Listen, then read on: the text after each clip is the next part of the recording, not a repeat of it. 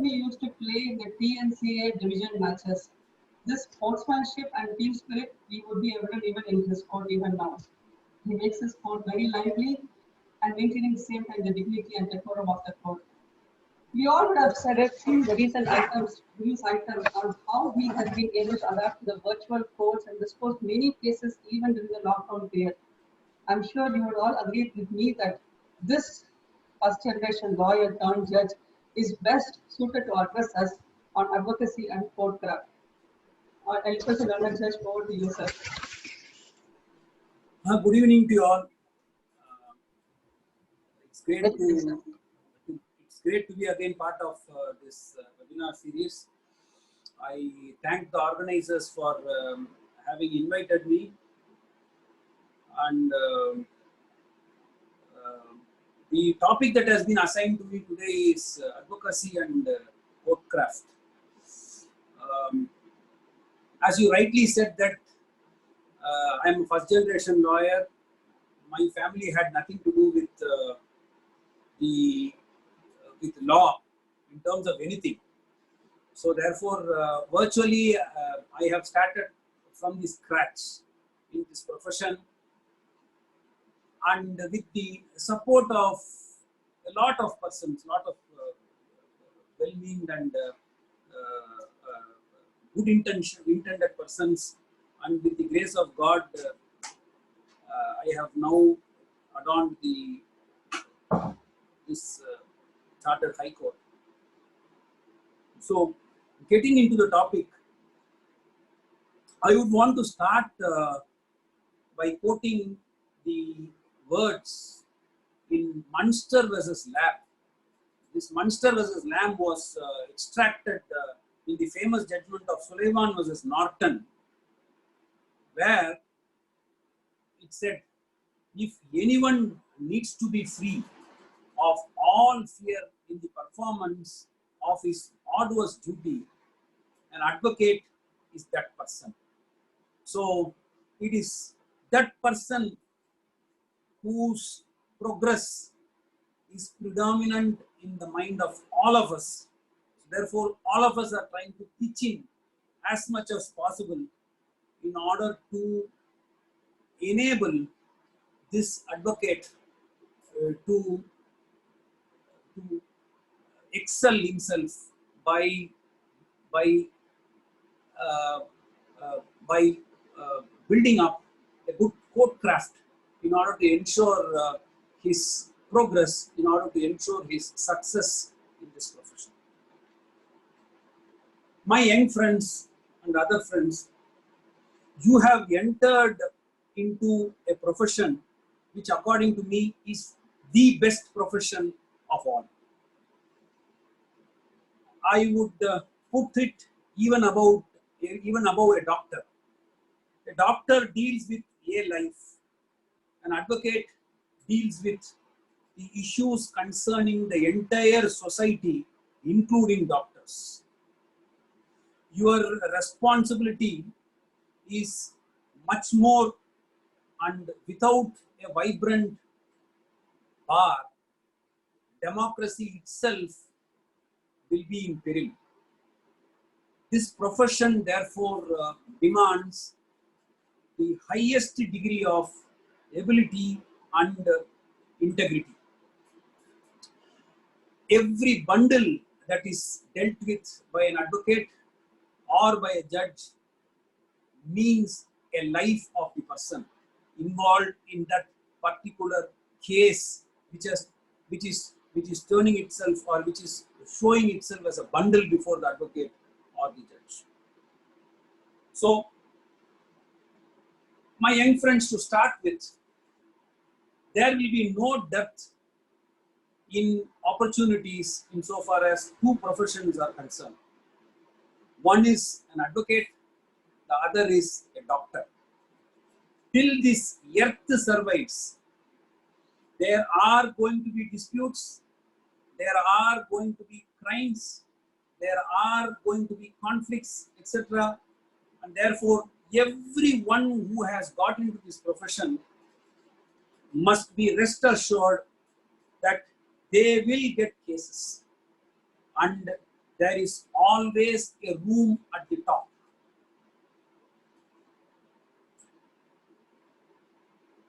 Waiting to be occupied by all of you. Provided you patiently pursue in this profession with hard work, perseverance, sincerity, and overall passion to this profession. As an advocate, broadly, you have 4 responsibilities before you. One is the responsibility towards the court. Second is the responsibility towards your client. Third is the responsibility to your opposing counsel. And fourth is the responsibility to the profession as a whole. To slightly elaborate it, you have a responsibility to the court. You have a responsibility to the court in the sense that without your contribution, a good judgment will never come out from a judge. If you find that a judgment has so much of standard, a judgment has so much of quality, my dear friends, it would never achieve that status without the contribution of a lawyer. So therefore, if and when you find that a good judgment, a quality judgment has come out, the reason behind that is no one other than a lawyer. So therefore, you have that responsibility to the court. Then you also have the responsibility to keep the court atmosphere in a more congenial manner, to ensure that the court is able to proceed further in a peaceful and in a peaceful atmosphere. Just think what happens if at 10:30 in the morning in an admission court, you start raising your voice and start irritating a judge who just comes and sits in his chair. Understand that all the cases that are going to follow thereafter, after you have sufficiently irritated a judge, you will know what will happen to those cases. You would have not only spoiled the mood of the judge, but you would have spoiled the good chances of the cases which had been listed off for hearing on a particular day. So therefore, there is a great responsibility that has been vested upon an advocate towards court. You have a big responsibility towards client.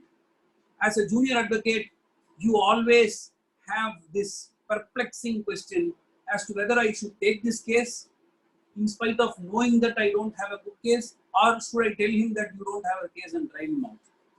I have always felt that honesty works in this, in such situations. If you are honest enough to tell your client about where he actually stands in a case, and if in spite of it, the client says that, sir, we can take a chance, then I always feel that it will not be fair to drive him out and say that I don't want your case, unless you have reached such a situation where you start choosing which client to which case to take up and which case you will not take up. So as a junior advocate, it's a dual role which you perform insofar as a client is concerned. You have to be honest to a client. You have to honestly tell the client where he stands in a case, and if in spite of it, the client wants the case to be pursued, I think you have to take up the case and do your best. So that's the responsibility towards the client. It's very important, my dear friends, that you understand that the nature of practice which you develop depends upon how you set it up. So the type of clientele which you get will depend upon how you yourself set your standards. So that will be very evident from the type of clients who actually approach us for the purpose of filing a case. And out of my limited experience of nearly 25 years of practice in the bar, I have always found that if the clients understand that here is a person who will not take up certain matters about which he is not very comfortable, then I assure you that such clients don't come to you. Don't come to you. So therefore, if you maintain that dignity in performing your duty as an advocate, to that extent you have really discharged your responsibility to the client. Then the third thing is your opposing counsel. Your opposing counsel is an opponent only in the court, and he is your dear friend the moment you leave the court hall. So therefore, the opposition and the heated exchanges that goes in a court will come to an end the moment the case is over and both of you move out of the court. It's important that wherever you want to take an adjournment, wherever you want to make a mention to take a case out of turn, wherever you want to introduce a document before the court, it's always important that you develop this practice of putting the counsel on the other side on notice. This actually is a responsibility on the part of every advocate to develop this practice. This was a practice which was very prevalent in the past, prevalent in the past, and it should continue. And this will help in maintaining a cordial relationship as between the advocates.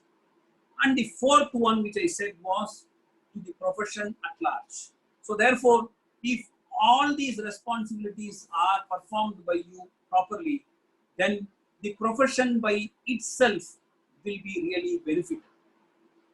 So one very important aspect which I wanted to touch upon, which is a real positive when it comes to the present day juniors, is this.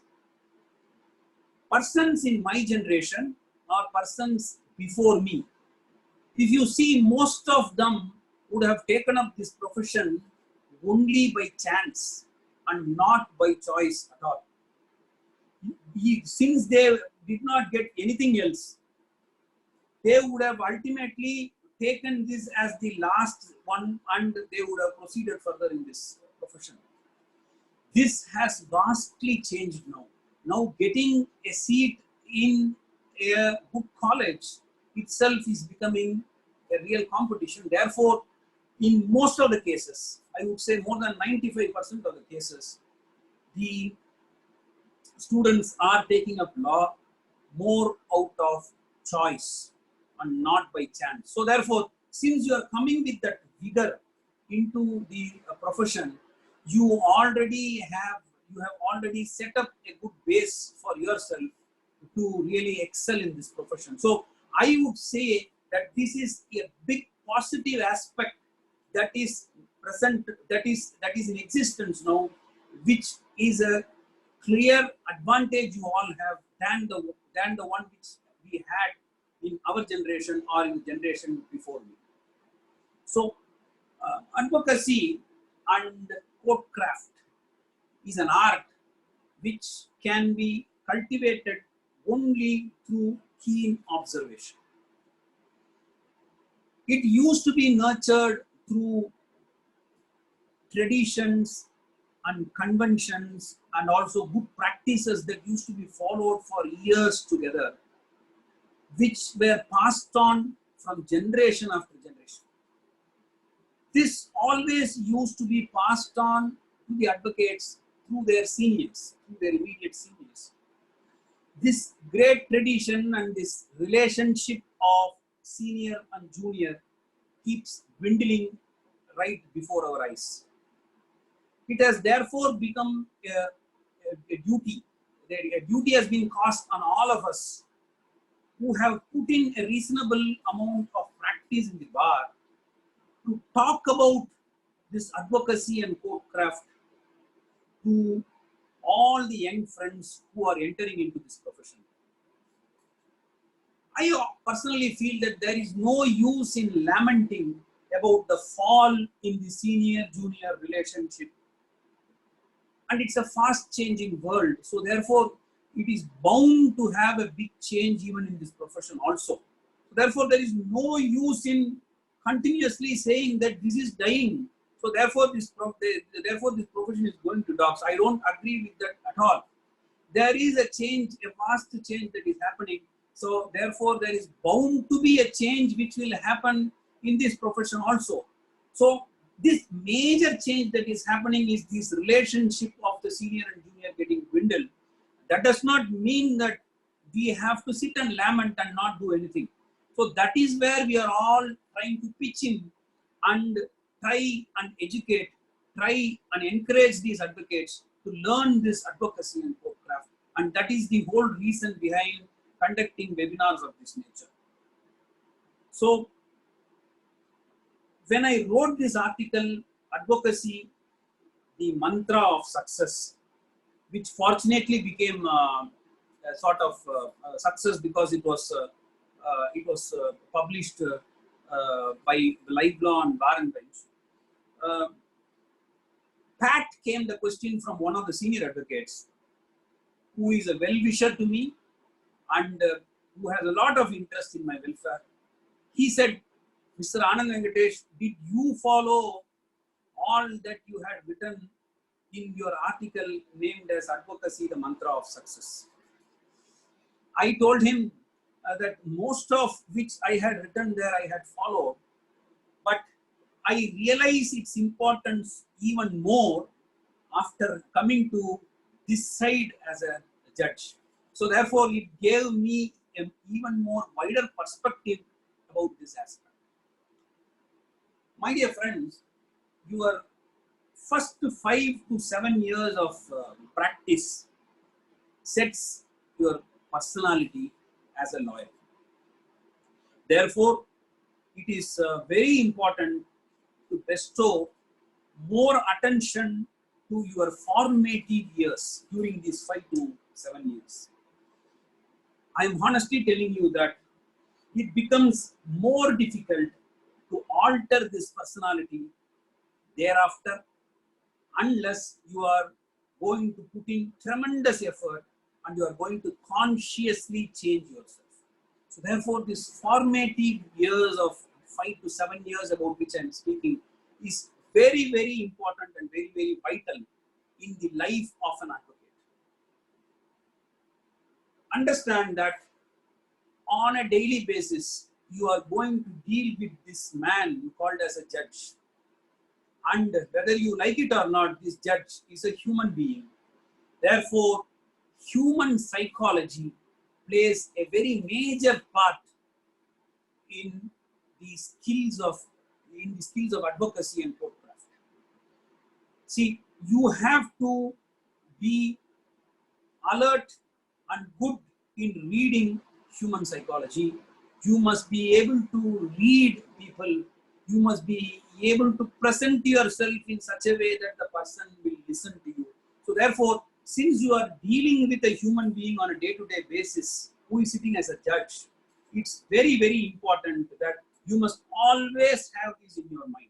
You are not dealing with some computer or a robot where you will put in certain data and whatever reactions you make, the result is going to be based on only the data that has been fed and nothing more.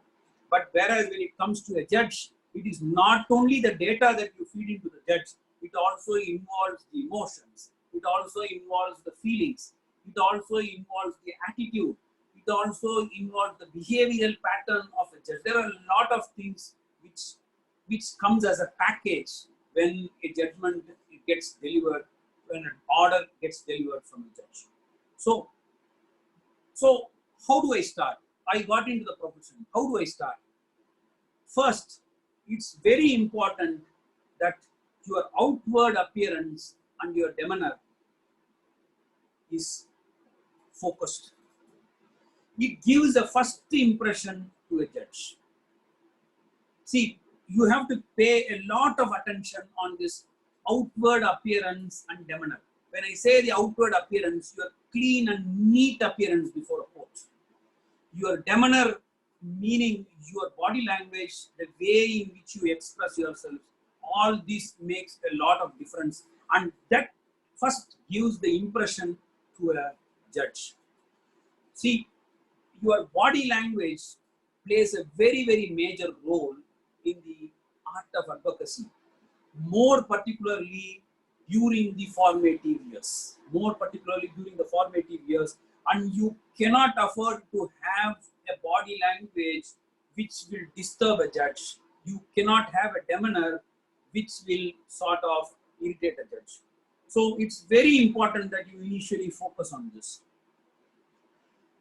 If you don't focus on these things, what happens is, if the first impression is not good, then it is possible that it may get reflected even in the case which you are conducting before the judge.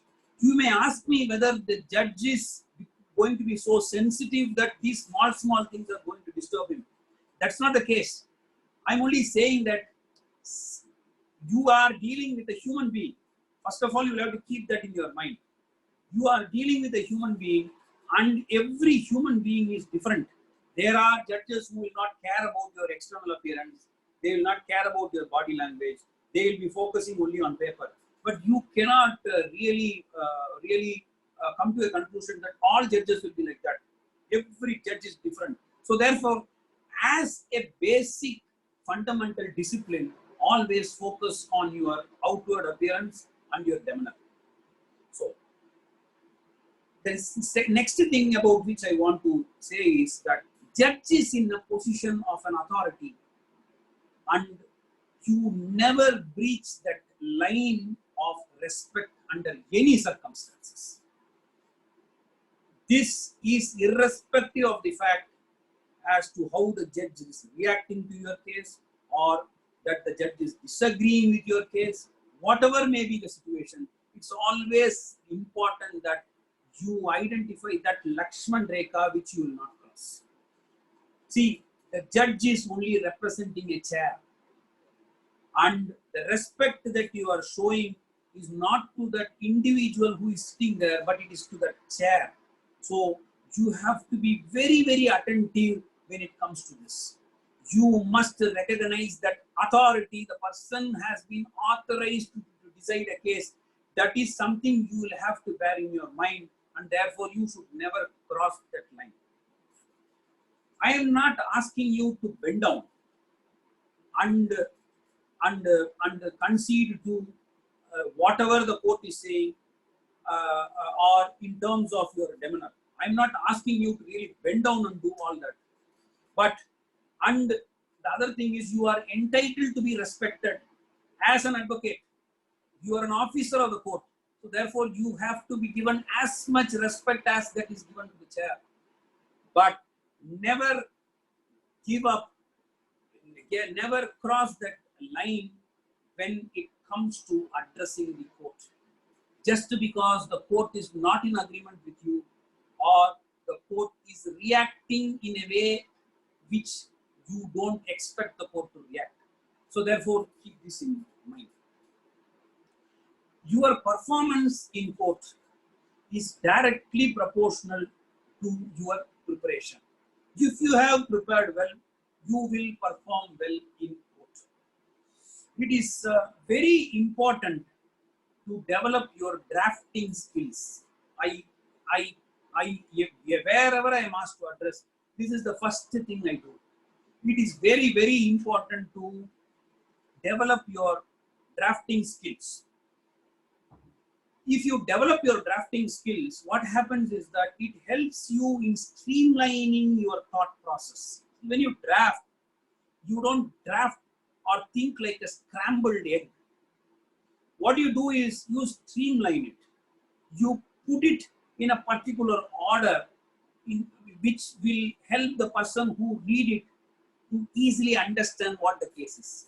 So if a person is incapable of drafting something like that, I have always found that he is incapable of presenting himself in a cogent manner before the court.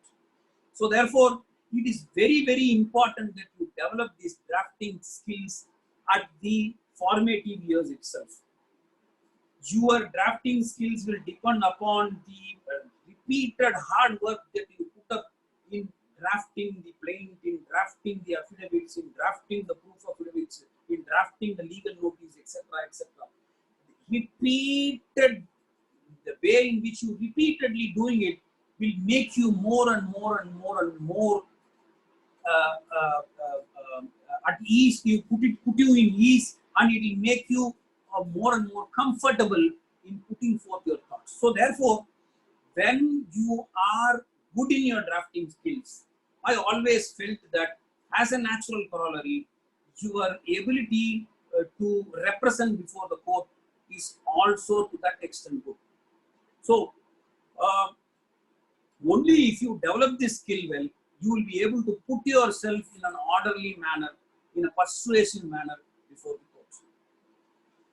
And as I said, this comes only with experience. My young friends, the other thing which I wanted to insist is that don't ever prepare a case generally.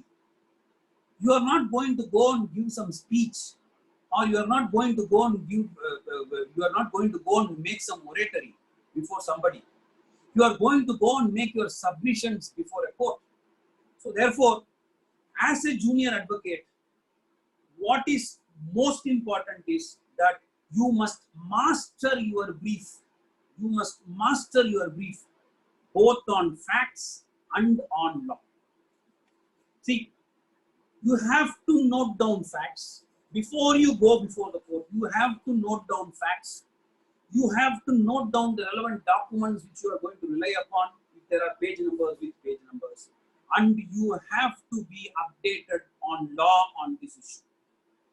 This is very, very important for every junior advocate, for every advocate for that matter. But as a junior advocate in your formative years, it is very important that you start following this practice right from the beginning. You have to be a master of your briefs. Let me give you some practical tips as to what used to be followed and what I used to follow in cases of this. See, when it came to facts, there are various methods that are being used by many advocates. You will find some advocates in their docket will write the important facts in a sequence. Then they will thereafter write along with it the relevant documents and the page numbers, and they will also note down the citation. This is one style of doing it. I have seen advocates nowadays preparing the facts of the case, the documents relied upon, and the law involved in a sheet of paper in a sequential manner. They also prepare it by way of dates and events. They also prepare it by way of brief facts, whatever name you, whatever nomenclature you give. They prepare, and it is always kept in the bundle. Once you do this exercise, any time and whatever citations you are going to rely upon, you will have to keep a copy of those citations in the bundle. So any time you are called upon to do this case, it's enough if you just go through it and you will be ready. So this is a practice which you may have to follow right from the beginning. Everyone has a style. So, but I'm only talking about the normal practices that are followed. So you can practice, you can develop a style which is more suitable for you. Insofar as the law is concerned, my dear friends, it's very important to keep yourself updated. I find one problem in the juniors of this era. I don't find them to be regularly reading law journals. As and when somebody tells tells about some issue, they get into Google, they get into this IndiaCom or something, they just take a printout of it and they come and throw it in the court. See, it's very important to understand that law is not, it's not as if the law is fixed in all given circumstances for all the facts. The law itself will depend upon the facts of each case. It is so fundamental. There is no use in starting, no use in going and searching for judgments. And in many cases, I find that they represent their case to suit the judgments which they are going to rely upon in a court. It is like trying to adjust your body according to a shirt which has already been stitched. A shirt must be adjusted according to the body size and shape. A body cannot adjust itself to the shirt which has already been stitched. That is how it is now happening. So therefore, it's important that you take the case, you start developing this habit of regularly going through law journals. You can do it in any way. You can read it from the book, you can read it from your iPad, you can read it from your laptop. The mode in which you are reading is not important, but what is important is to develop this habit of regularly updating yourself. For instance, you can take 4 law journals. For instance, you can take CPC, MLJ, Law Weekly, SEC. I'm just giving you an example. So every week or fortnightly, whatever these journals come out, immediately after it comes out, go through the entire journal. To start with, it is really mind-boggling. You will not understand anything. You will be at sea. You will not understand anything. But the more you do this, you will understand how to pick up the important ratio in a judgment. And the other advantage is that if you go through 4 journals, you would have covered a lot of law in that. It's more easier than taking up a book and start reading it from page 1, which becomes, by the time you reach the 4th page, you are almost sleeping. So therefore, the way which I followed for updating myself in law is that right from the year 1991 onwards, what I did was, every week when the journals came, I used to go through the journals. I used to categorize my book as under various heads, say CPC, Evidence Act, rent control cases, constitutional cases, Evidence Act in criminal cases, CRPC, whatever, the headings that suited me, so that I can easily find out the law on the subject as and when I want. So it can be based on your own method of doing it. So after some time, when the science developed, what I did was, I am following the same practice by putting all this in a system. So instead of writing, I type it.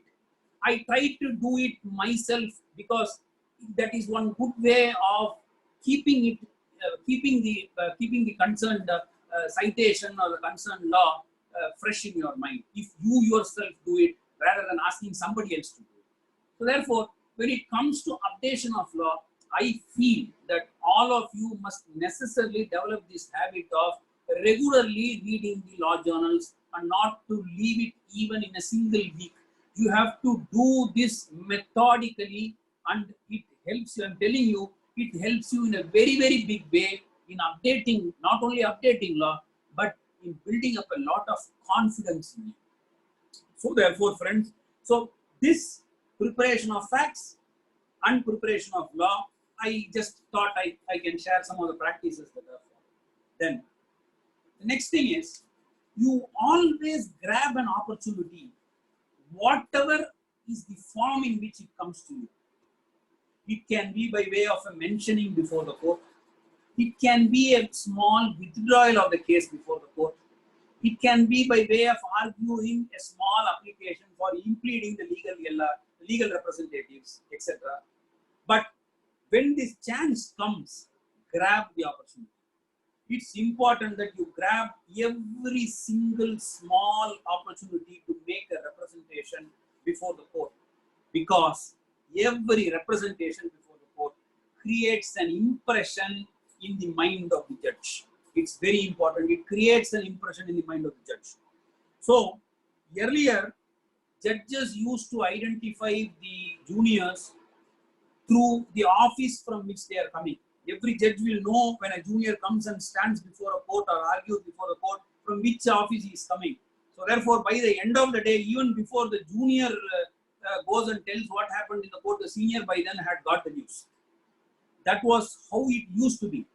But now, since there is a drastic change in the way in which it is happening, and this senior-junior relationship is dwindling, it is important that you yourself make an impression before the court. You are creating an impression before the court no longer will depend upon the senior behind you. It will depend upon how you yourself represent before the court. That is a major change that has happened in all these years. So, therefore, what is important when you do this?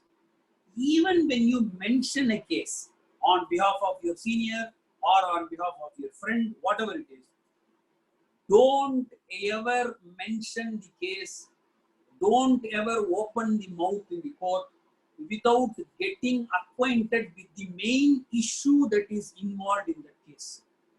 It's very important. You should never be a mere mouthpiece to the court saying, I am representing so and so, I am withdrawing. I am representing so and so, I want a slip for admission tomorrow. Please understand that there are judges who will question you and say, why, how do you say it has become infectious? Why do you say that there's an urgency to move the case tomorrow? So, if you are not able to answer such questions, my dear friends, it creates an impression in the mind of the court. So, therefore, it's important to create an impression in the mind of the court. At the same time, it's important to know the minimum basic facts in the case before you could venture to make your submissions in the court. So therefore, keep that in mind. The next thing is, you have to start representing in the court at the earliest opportunity.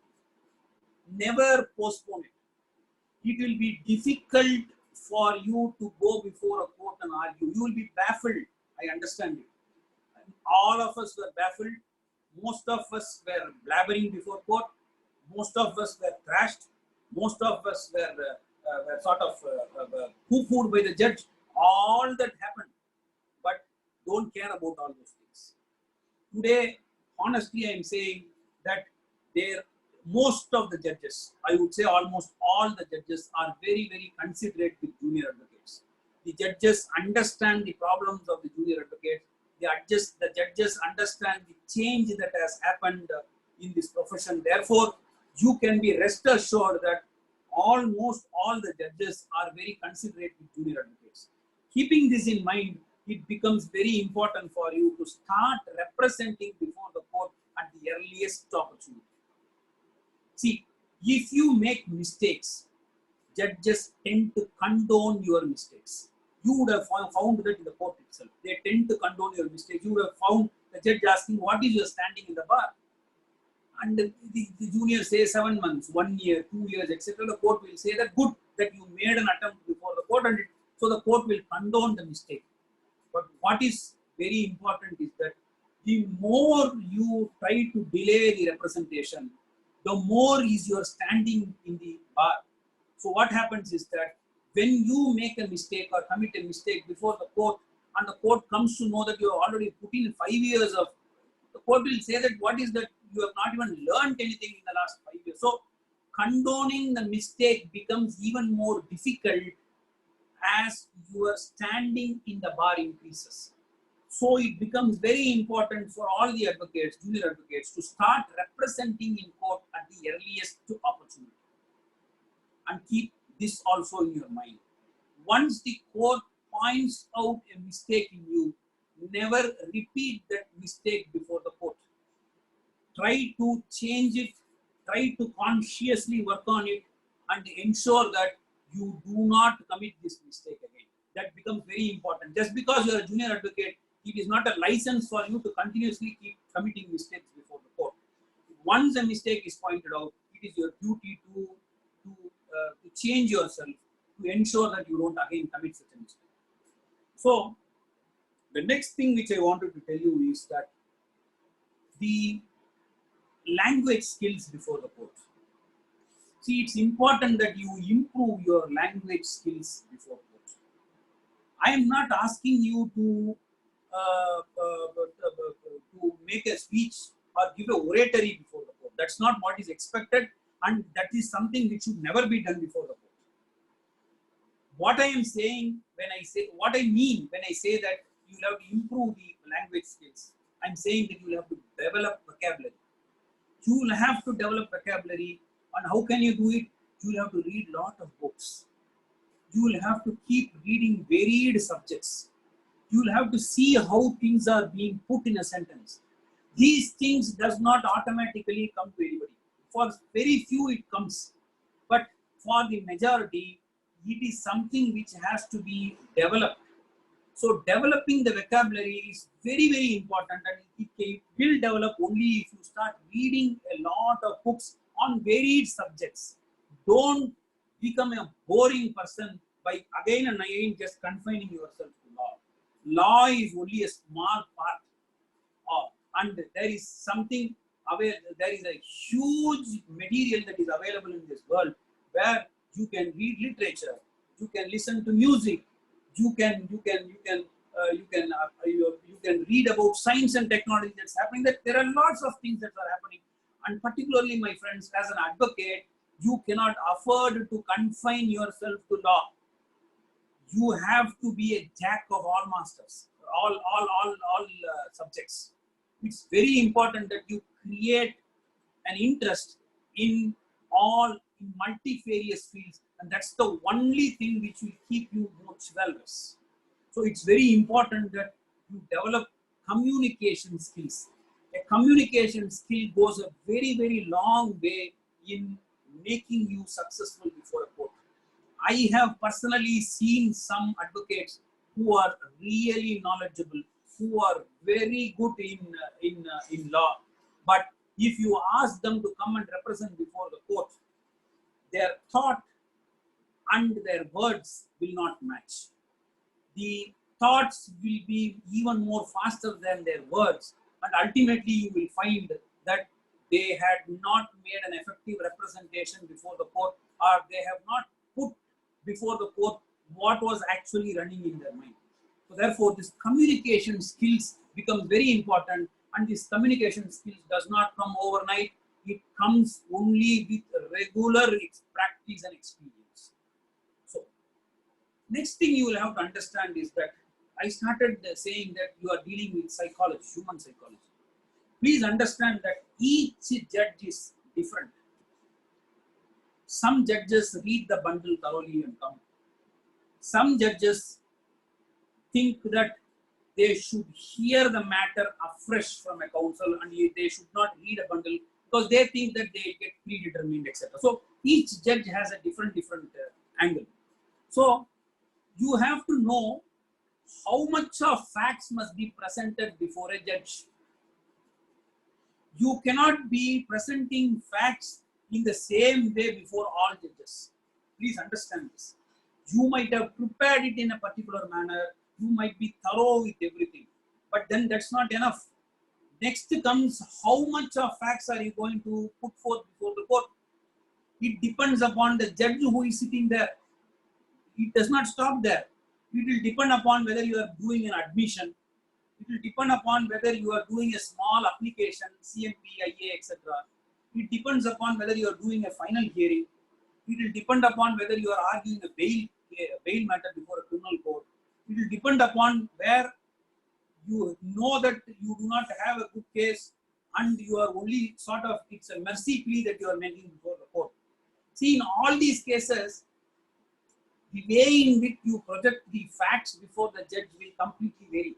So it is not only the judge who reads the papers and come on, who does not read the paper and come.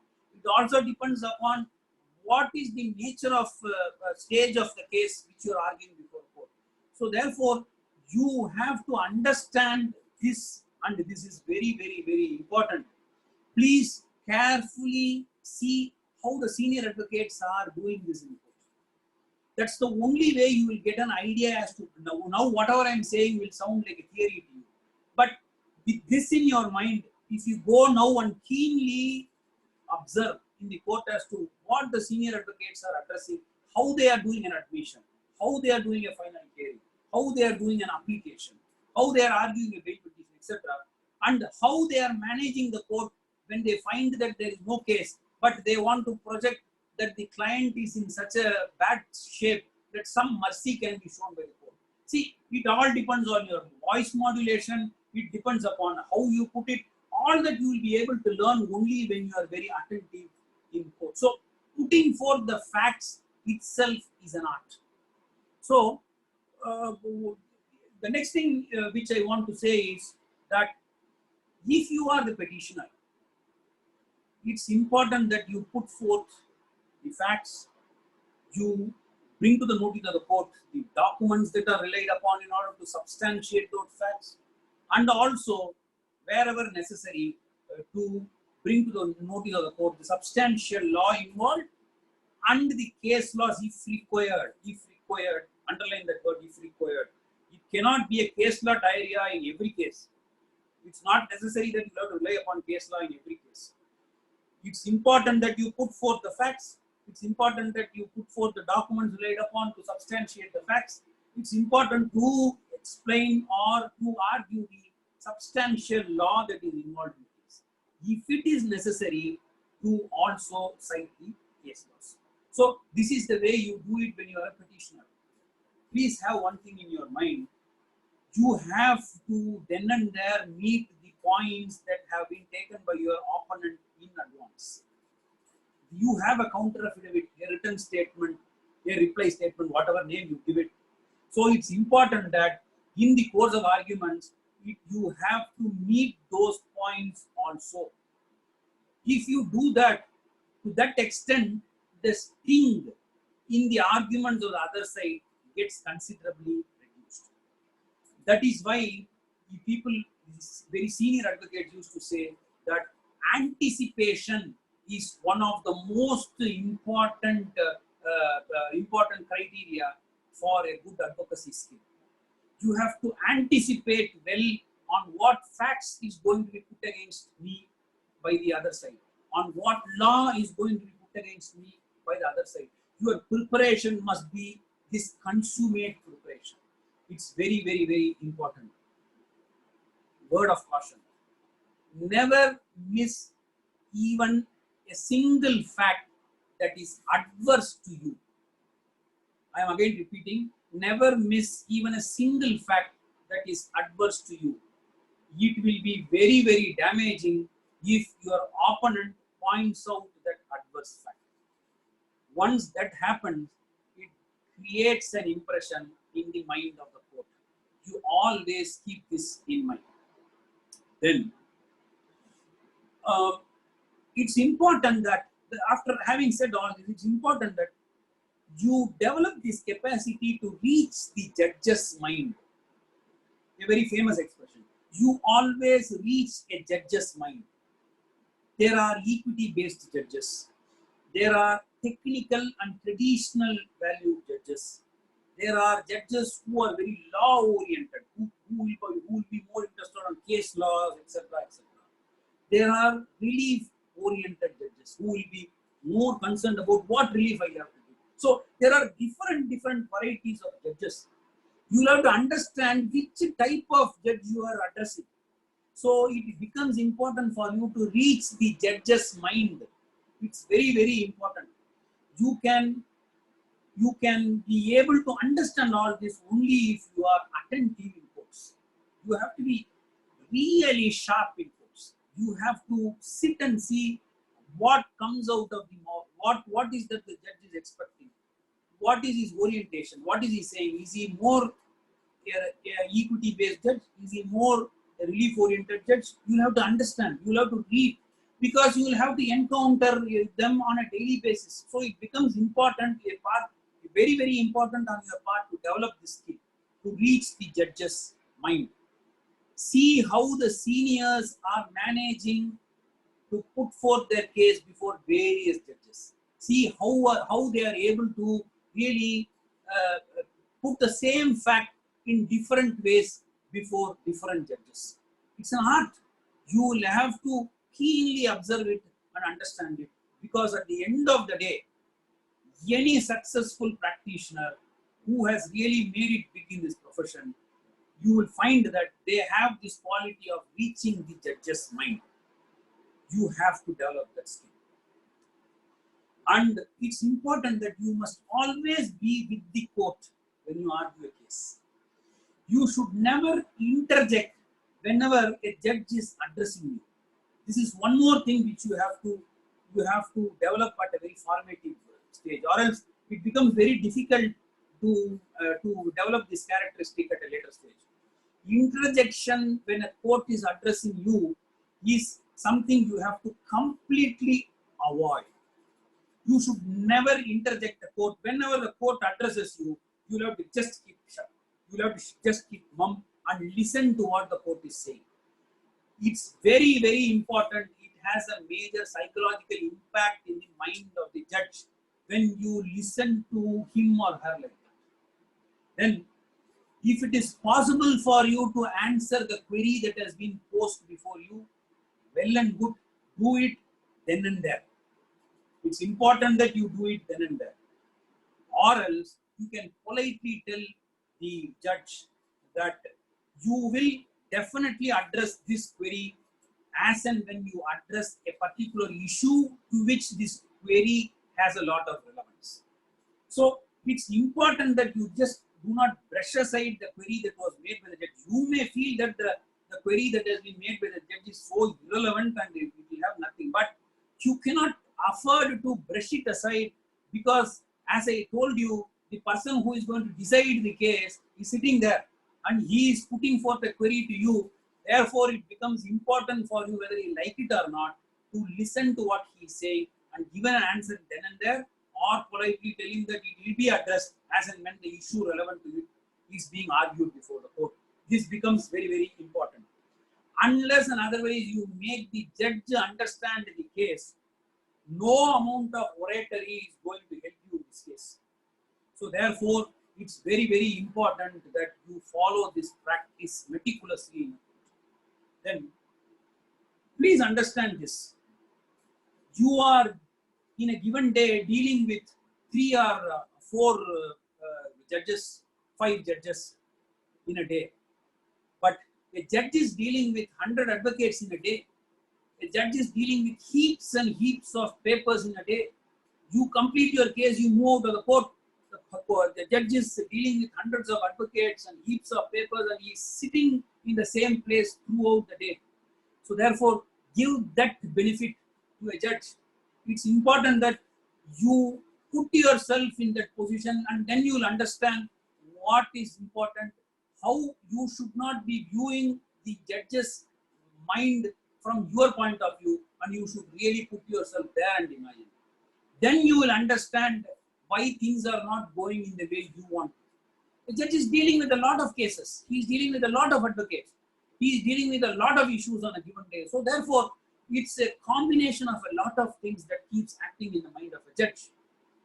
After all, the judge is a human being. So you'll have to keep that in your mind always. So it's important that you, by keeping this in your mind, you ensure that you do not waste even a single minute of the court. Today, with the backlog of cases, the courts cannot afford to waste even a single minute. Wasting every minute is a sin according to me. So therefore, you please do not contribute for such waste of time. So it's very important that you understand and keep this in your mind. Then, never mislead a court. Never mislead a court. You never quote wrong facts before a court. My dear friends, it creates a very, very negative impression in the mind of the judge. If you try to mislead the court, if you try to quote wrong facts, then it creates a very, very negative impression in the minds of the judge. And it will become very difficult to efface this impression from the mind of the judge. It's very difficult to get a good name. It's easy to spoil a name. Our mind is like that. We are designed that way. Negative things seem to sway positive things. So therefore, the wrong impressions, the wrong facts, misquoting facts, misleading quotes, these things unfortunately stay in the mind of the judges. And please also understand that the news spreads very fast. It does not confine to that court.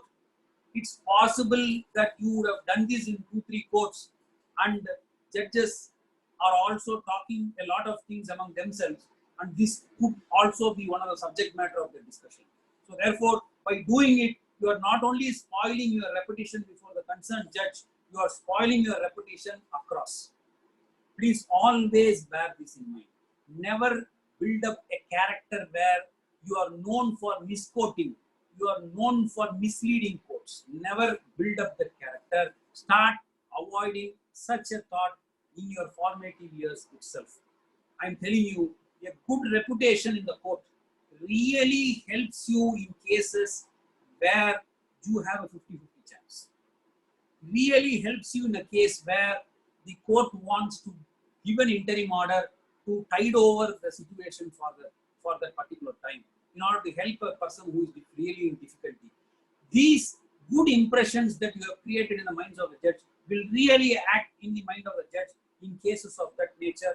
Always have that in your mind. Your good reputation really helps in getting some orders, in getting some interim orders, in getting some admissions before a court.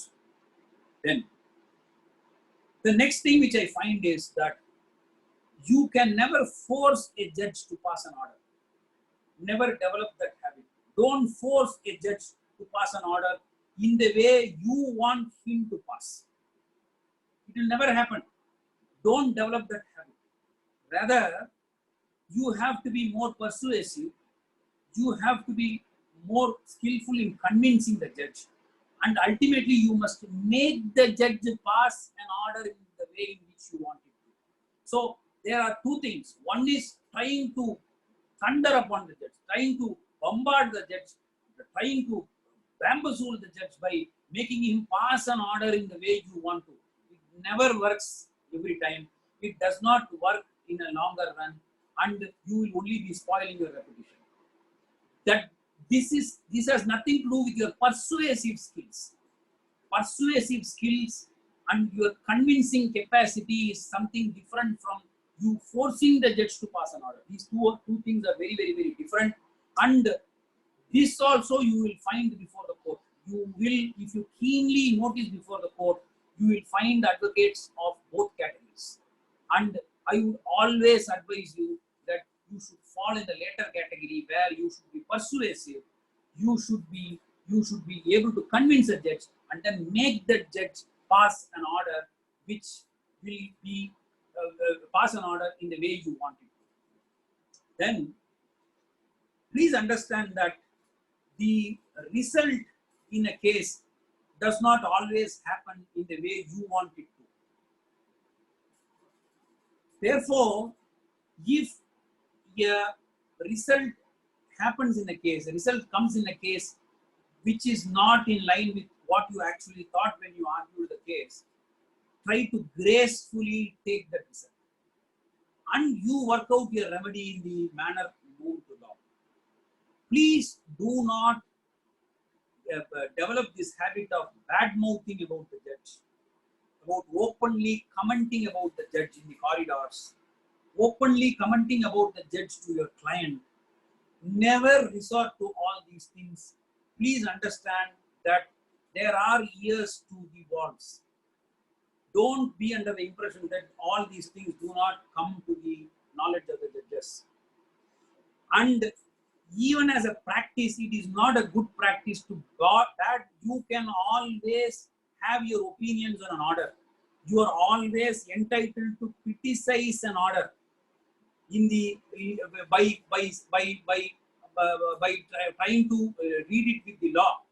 But you never will have the right to personally attack a judge, personally badmouth a judge, personally openly comment about the judge in the corridor. This will not lead you anywhere. It's very important. Then don't ever give any assurance to your clients based on the reactions of the judge in the court, based on the way in which the judge was asking questions in the court. There is a famous saying in English which says that don't count your chickens before they hatch. Never do it. You will have to tell your client that I have done my best and let us wait for the verdict of the judge. I have seen cases where the arguments are over. The judges in the open court had said that they are going to allow it and asked us to wait for the order. The portfolio changes, the judge changes, and ultimately what would have happened is that you would have come before a different judge who was not convinced with the case, and ultimately he had dismissed the case. So what happens? By then you would have told your client that everything is over and you have already won the case, and you will be in a very, very embarrassing situation before the client. So never ever open your mouth to your client with regard to the result of a case till the order or the judgment is actually pronounced by the judge. It's very important, and you take that order or judgment in the stride, and if in case you are agreeing, work out your remedy in accordance. This is one more aspect, one more characteristic which you have to develop right from your formative years. Then it's important that you don't develop this character of picking up a quarrel with the judge or with the other side, trying to bulldoze a judge, or passing unwanted comments in the court against the opposing advocate or before the judge. See, all this may look heroic for you. All this, you may think that the people who are behind you or watching you, your clients will be appreciating the way in which you reacted. But I'm telling you that it builds a very, very bad reputation before the court. Never indulge in such heroics before. You are not before the court to show your heroism. You are before the court to persuade the judge, to convince the judge and get a relief to the client. And you are not before the court to show your heroics in the court. Always have this also in your mind.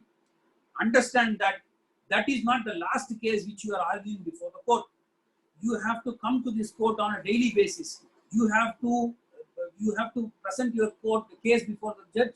You will have to face your friend on a daily basis. So therefore, you have to maintain a good and friendly relationship both with the lawyers and the judge. That goes a very long way in building up a good reputation for yourself. So if you start developing these habits of bulldozing, of shouting, bad mouthing, etc., in the formative years, what happens is that there are people who will say, see how you really virtually made that judge shudder. You really made the other side. These people will keep saying all these things, but ultimately you would have developed such a bad reputation that it has a very, very bad impact on your future practice. So from the beginning itself, do not resort to all those things. All those things are not really going to help you in the success, in becoming success in this profession. There is one advice to the trial lawyers also. See, the trial lawyers, it is very, very important. When I say trial lawyers, I want every lawyer who enrolls himself to go and do trial practice.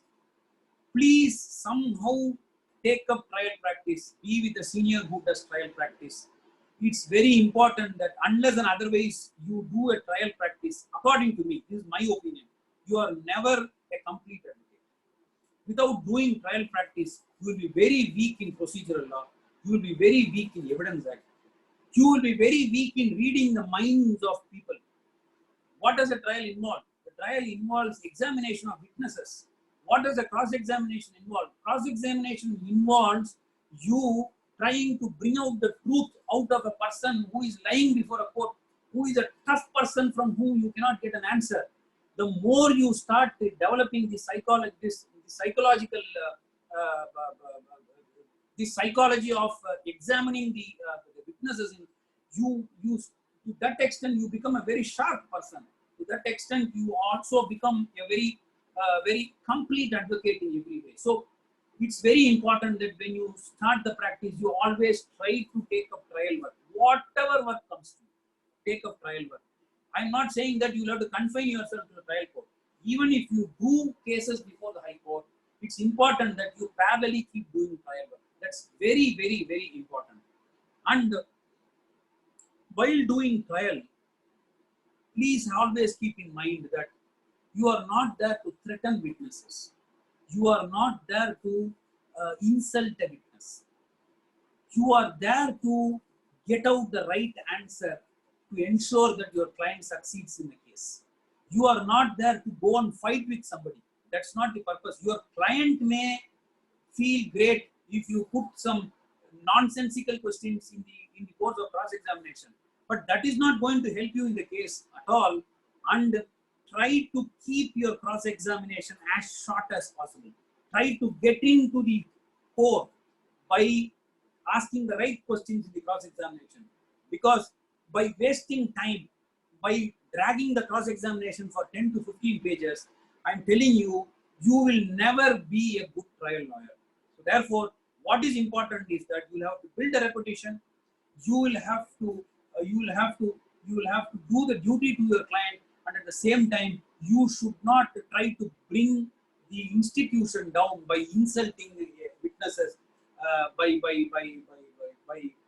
bulldozing the witnesses, by shouting in the court, etc. All these things will never help you. And as it is, witnesses are very apprehensive to come to court. And if we start developing a practice like this, people will not come before the court to give evidence. If people do not come and give evidence, please think what will happen to the law and order situation in this state.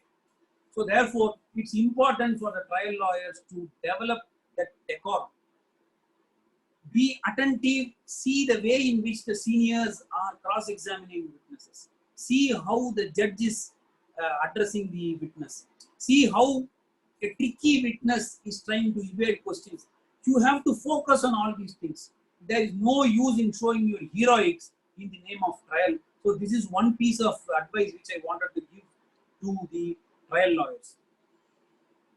The next important thing which I thought I have to tell you is that as and when work comes, take up the work. You cannot afford to say no in the beginning formative years. Take as much case as and when it comes. Of course, not all cases. The warning which I gave you in the beginning, where you will have to be honest with your client and taking up cases. Never avoid cases. The more cases you do, the more sharper you will become in your thoughts. You will become very sharp in your thoughts. You will know how to finish a case within a time. You will know how to handle different cases before different courts in a given time. That sharpens your skills, your advocacy skills actually. So therefore, if cases start pouring, take up as many cases as possible. Don't ever differentiate the cases on the basis of the fee that you are receiving. Fee has got nothing to do with the way in which you are going to deal with the case, in the way in which you are going to argue a case. Fees must never decide this. Fees will come in a case, less fees will come in a case, no fees will come in a case, all that is irrelevant.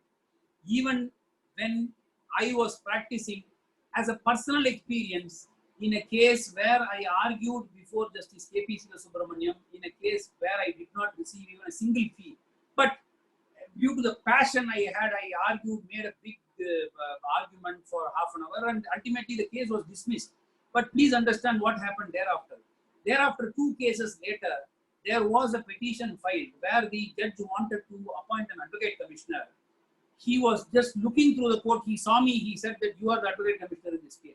So the fees which I did not receive in this case came in a different way to me. If I had not shown interest at all in that case, just because I did not receive the fees, I would not have got this opportunity. So you never know from where you will get the opportunity. No, don't miss any opportunity in the name of fees. It's very important that you keep this in your mind.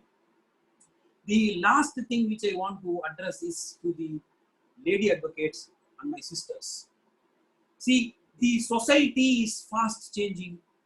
The identity of the woman is getting recognized really. You now have more freedom, but with that comes a greater responsibility. Whether you like or not, today let us face reality rather than becoming more rhetoric. You are today in a position where you have to perform dual role. You have to take care of the family, and at the same time you have to come and do your duty in the profession. Also, it takes a lot of effort to do it. There is no 2 ways about it. It's important, but that hard effort will take you to great heights. There are women advocates. There are women advocates who have become senior advocates, who have become judges. So therefore, they have done that part. I want to complete this by bringing to your notice the famous woman marathoner, who her name is Catherine Switzer. See, what happened was till 1967, the Boston Marathon used to consist of only male runners. There is no question of any female participating. This lady, Catherine Switzer, somehow managed to get in until she was there in the field, nobody knew that it was a woman who was going to participate. The moment they started, they saw this woman start running, they were booing, they were pulling her, they were trying to tear off her number. If I'm right, the famous number 617 is what was assigned. 612 or 617 was even today it is spoken great in the US. But she continued to run. And in this Boston Marathon, there is one particular place which looks like a hill.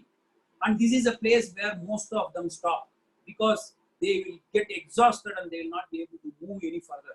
But she thought when she got near it that if I stop now, the chances of the women getting into this marathon becomes even more difficult. Therefore, I should somehow finish this marathon. She completed this marathon in 4 hours and 20 minutes, which is far, far away from the person who actually won the marathon. But that's not important. Overnight, she became a cult figure, and thereafter, the women were also allowed to participate in that marathon. Lady advocates, you are now in the position of Catherine Switzer. You have to work hard. You have to plow your way up, and you have to lay an easy and comfortable path for the women who are going to enter this profession in future. So thank you so much for the opportunity that was given to you. And I was so happy addressing a subject which is so dear to me. Thank you. Thank you very much for that very, very passionate address, Lordship. We were able to understand the importance of advocacy and courtcraft, and it came from the bottom of the heart. I'm sure the participants who all understand that what one can learn from 15 years of practice of being in the courts was given to you all in a platter by the learned judge as of today. So would you be interested in taking any questions? Yes, please. Yes.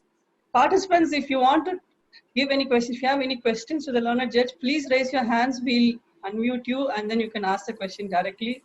So while they do the job, sir, I have a question before. Yes, please. Yes. Students who actually finish law, do you think there has been a recession in terms of the junior advocates coming into the court practice itself because they find it easier to go to a different law firm or colorful to go to law firms outside the country? Is there a recession in juniors coming into the first time join, the more on the first generation lawyers coming into the court for practice itself? There is one marked difference that has taken place in this profession in terms of money.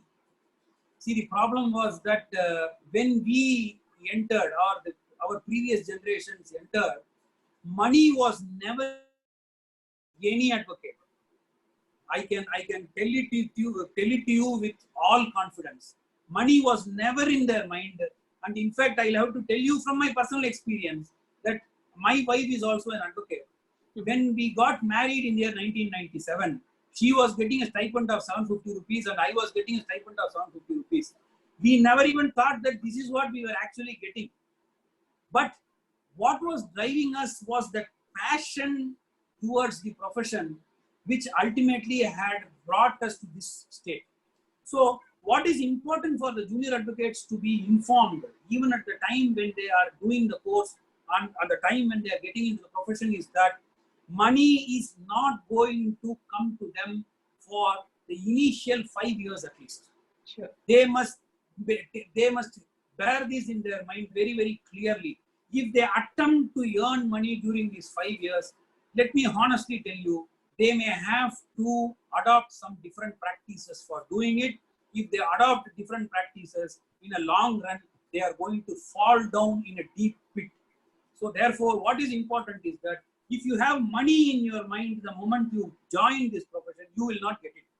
You will not get it. And for 5 years, you may have to strive.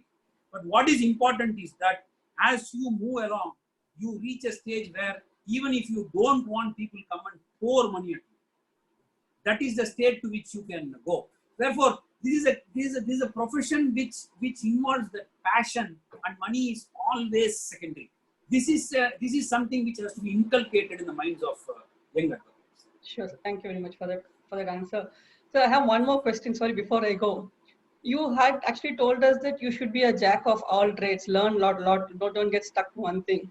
Now, as a practicing advocate, you were a generalist. You were in original side, applied side, criminal jurisdiction, writ jurisdiction. Yes, yes. Now, would you such? But we feel that the youngsters these days would like to specialize on a specific topic. Do you think that's the right approach? Like I take up some taxation or I go into service laws. I wanted to specialize in that and be on the top of that. Do you think that approach is correct? See, specialization is something which has developed in the late 90s, I would say.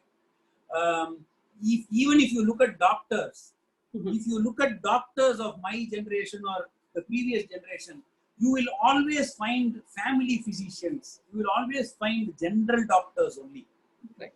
This concept of specialization is something which has crept in from the Western culture, where they always try to excel by specializing in one particular thing. So it all started from there. It has percolated into our system. So a first generation lawyer can never afford to specialize on anything. He has to take up cases as and when it comes to him. And I have always found it very advantageous when you have a basic knowledge on all areas. Today that is becoming a very big positive insofar as I am concerned, because wherever I am able to sit, within a couple of days I am able to get into the grips of what is posted before me. And the reason is not because I am very intelligent and all that. The reason is that I have the basic fundamental knowledge of all these things since I have practiced. So to start with, I think that you should not confine to any specialized field. You will have to start as a general practitioner. As time passes by, you can afford to take specialization into something, or else what happens is that you will be completely ignorant on many of the fields. You will feel so uncomfortable if if a person who has practiced only on the criminal side, what happens if some civil case comes up before him? Probably he may be able to take it up and pass orders, but that element of that no confidence is always lingering. So therefore, my answer is that to start with, you should not be specialized in anything. For a first generation lawyer, you cannot afford to be a specialist in anything. And as time passes by, it's possible that you can take up specialization. Thank you, sir. Thank you for that. We'll unmute Mr. Muruganandam Manoharan, who's raised his hand. Yes. Mr. Muruganandam.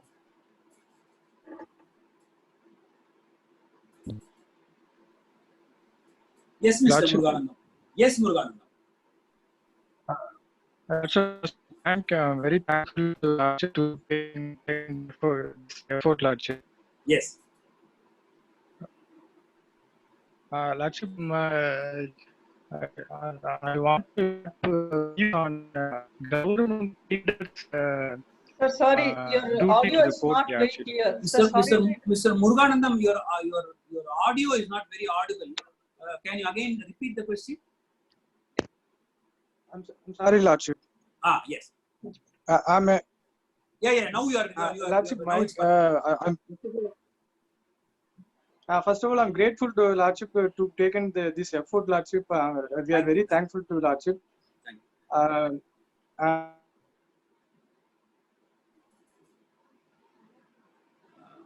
Sorry, Muruganandam, I'm not able to hear you.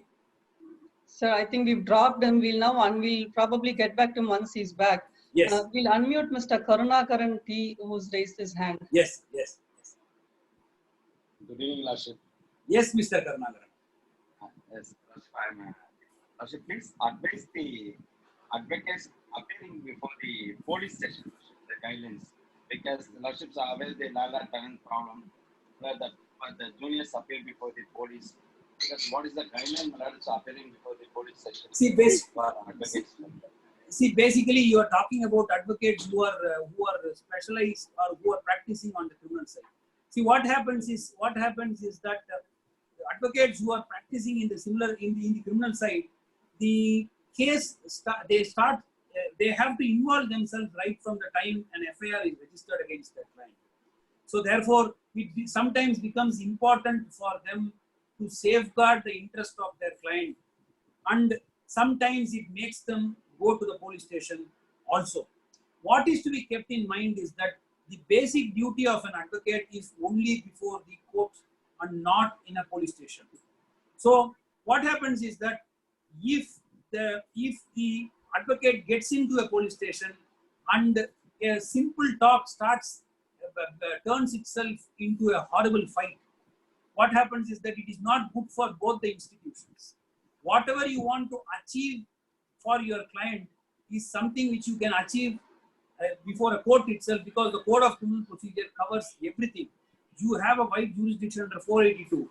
Today, it's important that you do not try to go and sit in a police station and start explaining things to the police, because it is not liked by them. So try to avoid as much as possible going to police stations.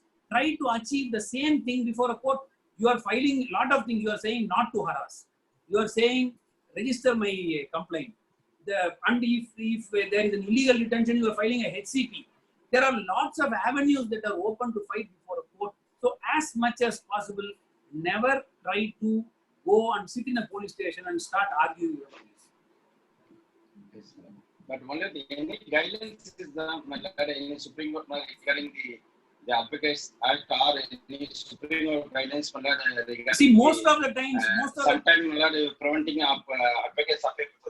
Most of the time where it happens is that in cases of police custody, in cases where the authorities under various other enactments are examining the witnesses, the Supreme Court has said that it is possible that the advocate can be present at can be present at a visible place. So therefore, to that extent, there are some guidelines which have been given by the court. But what is important is that as much as possible, in order to maintain the dignity of this profession, it will be better not to go to a police station. Yes. Thank you, Lordship. Thank you, sir. Mr. Sri Krishnan Balasubramaniam. We'll unmute him. Yes. Yes, Mr. Sri Krishnan. First of all, my hearty thanks for the Lordship for conducting such a session. And I am a practicing lawyer, Lordship, for the past 10 years. And at present, I have started my own office, which is situated in Pelham. So there are I have two juniors who are newly enrolled, and they are also working along with me. Yes. So my question is that when I was practicing as a junior for past 10 years, yes. The things which I have faced along with my senior was different. But when I am starting my own practice, I could able to see certain things like the basic difficulty which I am facing. It's not the earning. I'm earning sufficiently. It's not a problem for me. Just by 4 or 5 cases, I can survive for the whole month. That's not an issue. But practically, what problem I face is there are two problems. The first problem is how to approach a client who is threatening us. How to approach a client who is threatening us in certain cases. I could able to, out of 20 cases, I am getting clients who are threatening me, at least 2 clients who are threatening me. And also, how to face a lawyer who is threatening us on the other side. Okay. See, what is important is that, see, initially I told you that the nature of practice which you are developing will depend upon how you have set up your practice, will depend upon what standards you have developed for yourself as a practitioner. See, today you are right in one way that the clients are becoming more and more difficult to handle. There was a time when the client used to be easily handled. Now, because of the information that is available today, because of the social media that is available, it's very easy for a client to really give a lot of problems to the advocates. It is possible. So this is something which, in fact, I addressed when I was called in a meeting in the Bar Council of Tamil Nadu and Puducherry. In one case, what happened was, is time a constraint? No, my lord. So in one case, what happened was, there were 2 counsels who were arguing before me. Then I told one of the counsel that the position of law is like this. So therefore, I will not be able to really help you in any way. And I'll have to necessarily allow the petition that has been filed by the other side. This is what I said. But I told him that I will give you the citation. You go through those citations and you get back tomorrow and tell me if in spite of these 2 citations you have a case. So I adjourned it for the next day, posted it for orders. He came. This is what he told me. He told me, my lord, I have gone through the citations that were given by you. Your lordships were right in saying that it is covered in this, these citations cover this case. And I attempted to explain this to my client when I was coming to the court and I was about to address. I got an SMS saying that he has already withdrawn my wakalat. This is what he told me in the open court. I addressed this, I brought this to the notice of the Bar Council and said that this is the way in which today the clients are capable of handling the advocates. The situation has changed completely. We do not know what they are recording. We do not know where they are sending our communications. We do not know how they can morph what we have told them, what we have. So therefore, it's very, very difficult to give a generalized solution for all these things. But what is important is that in today's scenario, don't take anything for granted. Keep everything in black and white. Keep everything documented. Ensure that the client, you keep the client at a distance. Don't make the client your friend. I have seen advocates going with their client by putting their hands over their shoulder. Very dangerous. It is very, very dangerous to do that. Always uphold the dignity of this profession. Like how you uphold the dignity of the chair of the judge, the client has to uphold your dignity, or else he is not fit to be your client. Therefore, you try your maximum not to create an atmosphere like that. If in spite of it he continues to do it, it is always better that you put it by way of a legal notice to him and give back the brief to him. That is one. Second is the threat you get from the other side. The person who is threatening you is after all your brother or your sister. You try to sit and persuade and talk with him, failing which you give a complaint to the Bar Council. See, hereafter there is no question of soft pedaling on anything. You will have to take very decisive steps in order to handle situations, or else you will be unnecessarily caught into a lot of things. Yes, yes. Thank you, Your Lordship. Thank you.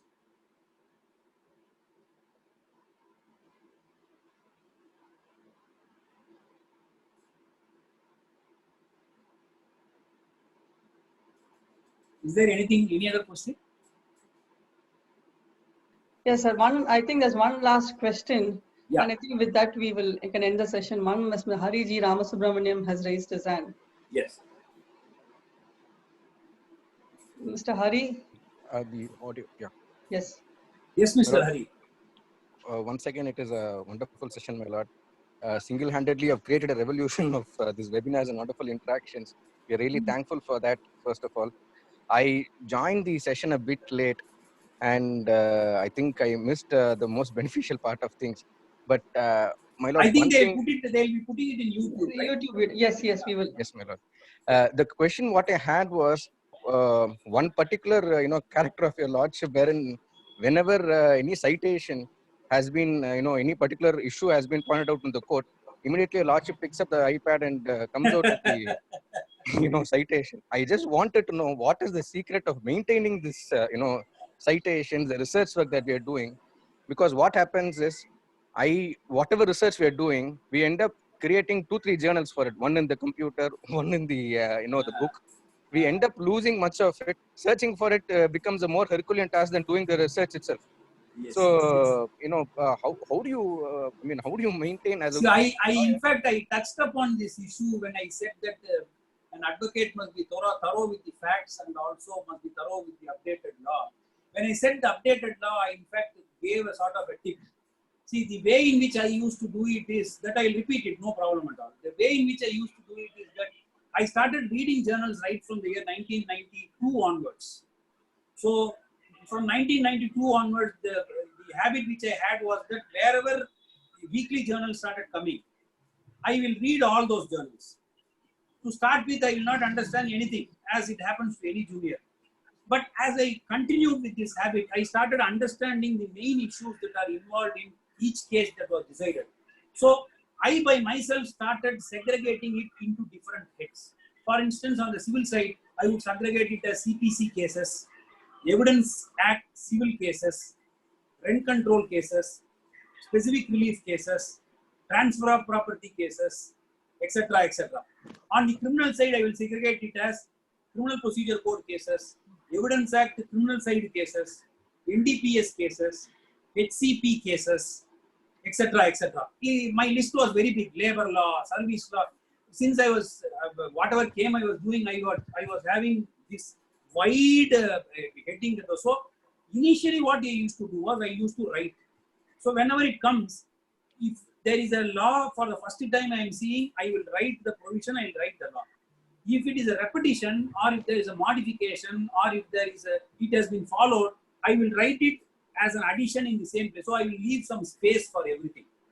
So what I did was that after some time, when everything got computerized and all, I'm very, very uncomfortable with this. Don't think that just because I'm picking up my iPad, I'm some technical savvy. I'm not. What I did was I took the help of somebody and asked him to type whatever I had written in the book into a system with the same heading and all that. That I downloaded and I continue to add it up. But what I do is I myself read the journals, I myself add it up. So therefore, if you see in the court, the reason why I am able to take it easily is two reasons. One, I myself I have read it. Two, it's very easy to put a search in that particular head and take out that citation.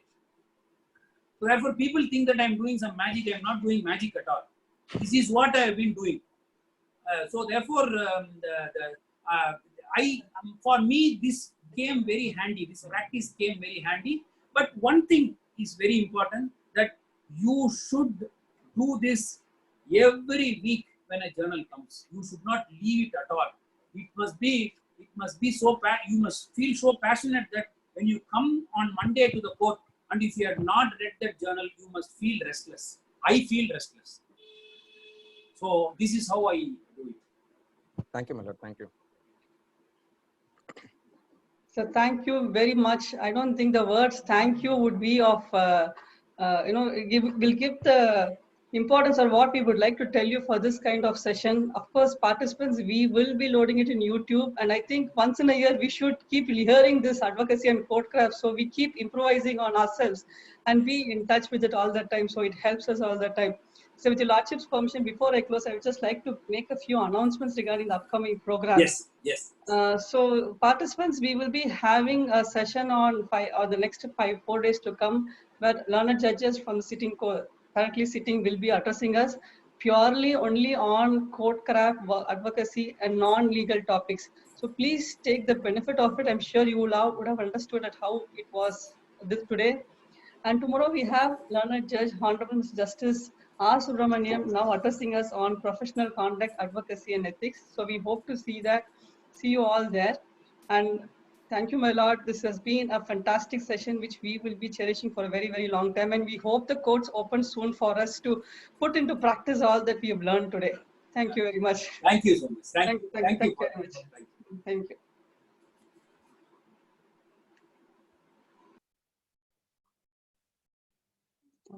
Close the session and leave.